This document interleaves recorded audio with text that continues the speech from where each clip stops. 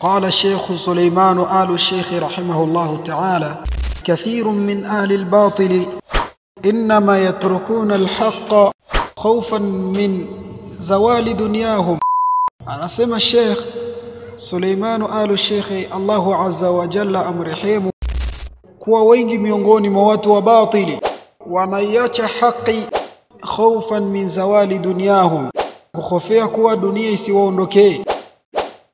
Wanaacha kuisema haki, kuifanyizia haki kazi, wanaacha kuisema haki, kuifanyizia haki kazi, wanaacha kuisema haki, kuifanyizia haki kazi, kuhofia kuwa dunia itawaondokea, kuhofia kuwa dunia itawaondokea, kuhofia kuwa dunia itawaondokea. Ndo hadi ya watu wa batil, ndo hadi ya watu wa batil, ndo hadi ya watu wa batil.